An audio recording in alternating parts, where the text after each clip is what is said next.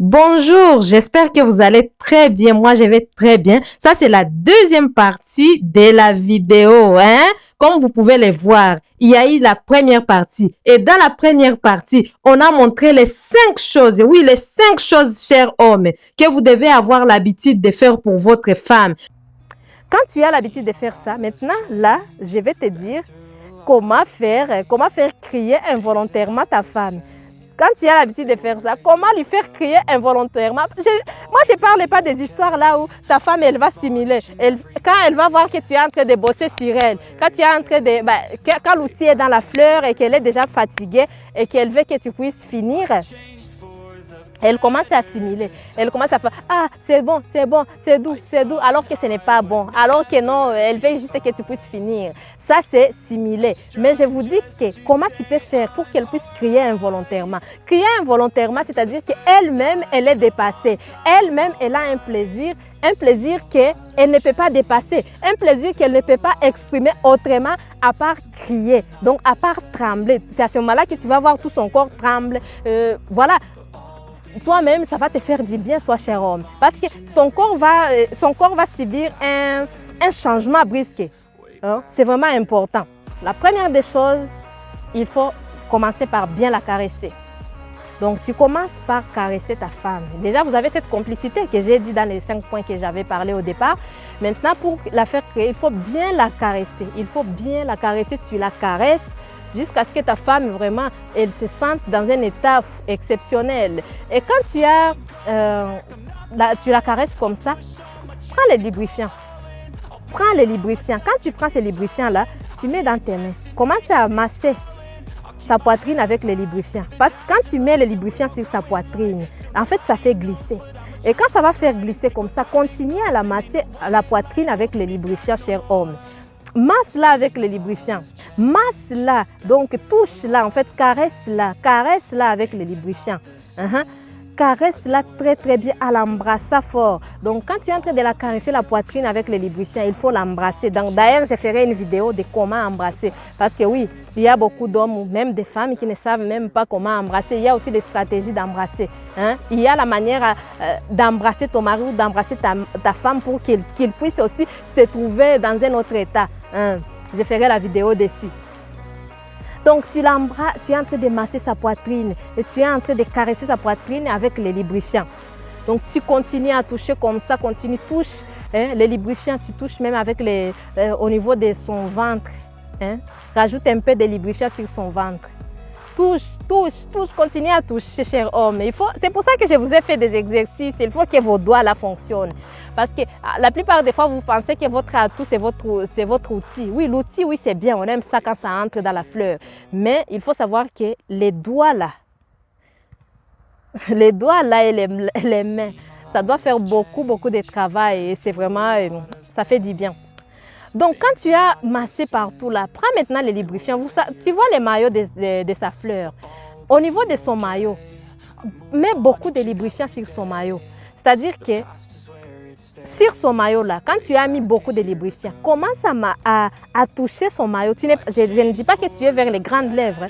Tu es simplement sur les maillots. Tu n'es pas encore descendu vers les grandes lèvres. Tu es encore juste en dessous de son nombril, quoi, en dessous de son ventre. Donc tu touches au niveau de son maillot avec du lubrifiant, là où il y a les poils pour la plupart des femmes.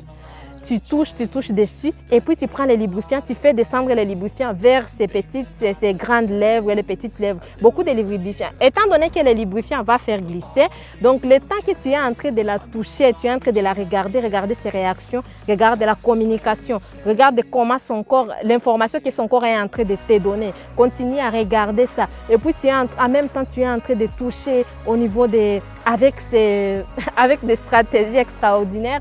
Les stratégies que je donne souvent dans des coachings. Donc, tu touches très très bien avec du lubrifiant et à un moment donné, ta femme, elle va aimer. Et quand elle va aimer comme ça, tu lui dis, bébé, laisse-moi, je vais m'occuper de tout. Et à un moment donné, parce que vous êtes tellement complices, tu vas prendre la main de ta femme, mets un peu de lubrifiant sur sa main et tu lui dis, bébé, touche toi-même au niveau de j'aimerais bien que tu touches au niveau de ton clitoris. Donne l'autorisation, dis à ta femme. Parce que ta femme, elle doit avoir la liberté. Vous devez avoir la liberté de communiquer et de faire les choses ensemble. Parce que vous savez quoi, plus elle se touche, quand vous êtes en train de faire les préliminaires, elle se touche, plus elle va découvrir plusieurs choses que toi, tu ne peux pas découvrir. Et quand elle va se toucher comme ça, elle va trouver que quand j'ai touché ici, j'ai eu plus de sensations. À ce moment-là, elle va te dire, bébé, touche ici. Elle va te guider. Pourquoi? Parce que vous avez cette simplicité, cette communication sans tabou. Hein? Et vous êtes libre, quoi. Tu n'es pas comme un homme qui va dire non, c'est moi-même qui dois la toucher, elle ne peut pas se toucher. Non, pendant les préliminaires, vous êtes ensemble, vous deux. Donc, vous pouvez vous guider, vous pouvez vous toucher et vous guider ensemble. Hein? Donc, quand elle va toucher comme ça, bah là, à un moment donné, toi-même, tu vas rentrer vers son clitoris, tu vas continuer à toucher stratégiquement en la regardant. À un moment donné, la plupart d'entre vous, les hommes, vous n'avez jamais vu le clitoris de votre femme qui est gorgé de sang. Vous savez que le clitoris de votre femme, ça s'agrandit aussi comme votre outil. Ça s'agrandit comme votre outil en fait. Le clitoris, quand tu as bien touché, quand le clitoris, la femme elle est bien excitée, le clitoris, vous allez voir, le clitoris va augmenter de taille. Vous allez voir la taille, elle était petite comme ça, enfermée, mais ça va augmenter quand ça va être gorgé de sang. Quand ça va être gorgé de sang, à ce moment-là, ta femme, elle sera dans un état où elle est très très excitée. Si tu n'as jamais vu, continue à la toucher, continue à bosser jusqu'à ce que tu vois comment son clitoris peut être gorgé de sang. Et ça, c'est vraiment important. Quand le clitoris est gorgé de sang comme ça, en fait, ça gonfle comme l'outil, mais ce n'est pas la même taille comme l'outil. Ça va gonfler. Étant donné que le clitoris, les glandes du clitoris qui est à l'extérieur est petit, donc quand ça va gonfler, ça va faire par exemple cette taille-là. C'est un exemple. Hein. Et puis, quand ça va faire cette taille-là, c'est à ce moment-là que tu vas voir ta femme, elle est vraiment très, très excitée. Elle est dans un état où elle ne peut pas se contrôler. C'est là qu'elle va commencer à dire, bébé, tu me fais quoi? Bébé, tu es en train de me faire quoi? Tu es en train de me faire quoi? Bébé, tu fais quoi? Donc, tu vas voir, elle manque comment faire, elle manque quelle position prendre. Quand tu la vois dans cet état-là, continue à la toucher, continue à la stimuler. Là. À ce moment-là, ça peut lui arriver qu'elle puisse crier fort. Ou si elle ne crie pas, ça dépend d'une femme à l'autre. Hein, tu dois maintenant mettre l'outil en action. C'est-à-dire que toi, maintenant, tu vas prendre ton outil.